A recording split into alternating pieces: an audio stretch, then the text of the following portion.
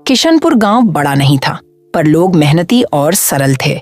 गांव के बीचों बीच एक चौक था, जहां एक ही ढाबा वर्षों से चलता आया था।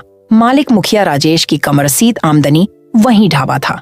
चिकन करी, मटन भुर्जी, रोटियां और चाय सब कुछ मिल जाता था, मगर दाम ऐसे कि गांव के किसान और मजदूर अक्सर खाली हाथ लौट जाते।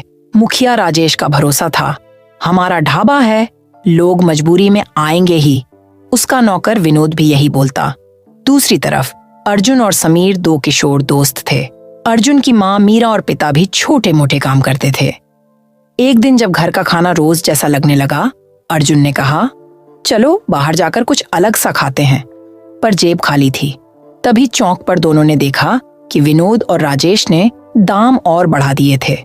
चिकन तड़का पहले से 2 गुना। यह देखकर समीर ने सुझाव दिया, क्यों ना हम अपना ठेला लगाए, सस्ता और स्वादिष्ट, गांव वाले हमारे साथ खाएंगे। अर्जुन पहले हिचकिचाया, अगर मुखिया गुस्सा हो गया तो? पर समीर ने कहा, अगर हम ईमानदारी और मेहनत करें, गांव साथ देगा। दोनों ने ठान लिया। घर पर बने मसालों, प्याज, लहसुन, अदरक की खुशबू लेकर उन्होंने सुबह 4 बजे से ही काम शुरू कर दिया। 1 प्लेट चिकन करी और 2 रोटियां केवल 45 रुपए में, कम तेल, बढ़िया मसाला और दिल से बना स्वाद। धीरे धीरे गांव वालों ने उनके पास खाना शुरू किया। पहली ही शाम उनका पूरा स्टॉक बिक गया। लोगों के चेहरे पर वही खुशी लौट आई जो खाने के साथ लौटती है, संतुष्टि। मुखिया राजेश को यह पसंद नहीं आया। वह डर गया कि उसके महंगे ढाबे का बाल भी बांका नहीं रहेगा। उसने विनोद से कहा, इन बच्चों को दिखा दो कि कौन बड़ा है। एक रात अंधेरे में राजेश और विनोद ने आकर ठेले को आग लगाने की कोशिश की, पर एक चौकसी आदमी ने देख लिया और चिल्ला दिया। गांव जाग गया। सबने मिलकर बच्चों के ठेले को बचाया और अगली सुबह सबने अपनी अपनी लकड़ी, बर्तन और थोड़े बहुत पैसे देकर नया ठेला बना दिया। राजेश ने फिर दबदबा करने की कोशिश की, यह चौक मेरा इलाका है, पर गांव वालों की एकजुटता ने उसकी चाल फेल कर दी।